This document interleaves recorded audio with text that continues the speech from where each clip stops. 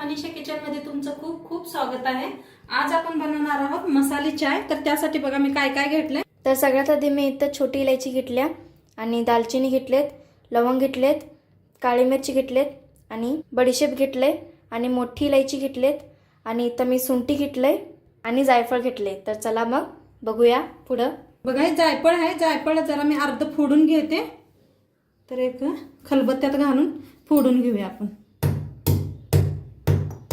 जायफळ घेतले बघा, अर्ध तसंच ठेवले। सुंठी बी जरा बारीक करून घेऊया। हे पहा अशी बारीक करून घेतली म्हणजे मिक्सरला बी लगेच बारीक होते। अरे बघा एक बारकी कढाई, त्याच्यात हे सगळं जे ना भाजून घेऊया आपण। एक साथ घालून भाजून घेऊया। हलकीशी असं ना खुशबू येऊपात्र भाजून घेऊया। मसाले चांगले भाजलेत आपले सगळे, मस्त अशी जी खुशबू यायला लागले। आता बंद करूया, याला थंड झाल्यावर मिक्सरला लावून घेऊया। झालंय, आता मिक्सरला लावून घेऊया। बघा बनवून तयार करून घेतले। बघा असं एकदम बारीक मी नाही केलं, मध्यम आहे, बघू शकता। आता काय केलं, एका काचच्या भरणीत त्याला भरून ठेवूया आपण। बघा हे एका काचेच्या भरणीत भरून ठेवलंय, म्हणजे कवा आपल्याला चहा बनवायचा आहे त्याच्यातला एक चमचा ह्याच्यात घालू शकता। करून दाखवते। त्यासाठी घेतलंय एक पातेलं, तेल चालू करून घेऊया गॅस। एक ग्लास घेतलंय बघा पाणी, 1.5 ग्लास पाणी घेतलंय मी। 5 चहा करते। गरम झाल्यावर मग आपण चहा पुडी टाकूया।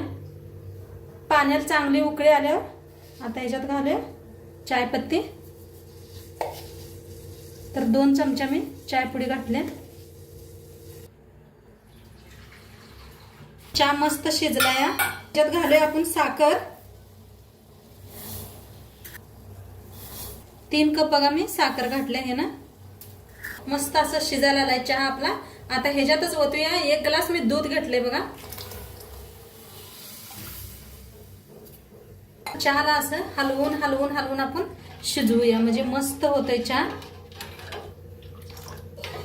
मस्त करायचं चहा, मस्त शिजतोय चहा। असं करून 5 मिनिटं आपण शिजवून घेऊया। बघू शकताय मस्त असा चहा शिजायला आलाय आपला।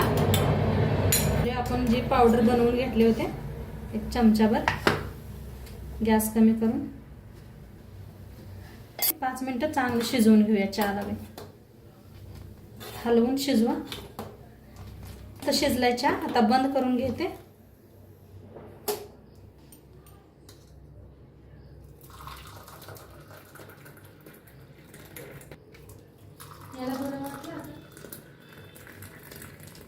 बघा आपला मस्त झालेला आहे चहा। आणि कसा वाटला नक्की सांगा, कमेंट करा, लाईक करा, शेअर करा।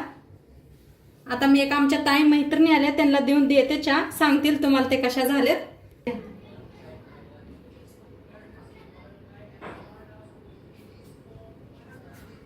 मस्त झालाय चहा, मस्त झालाय मग।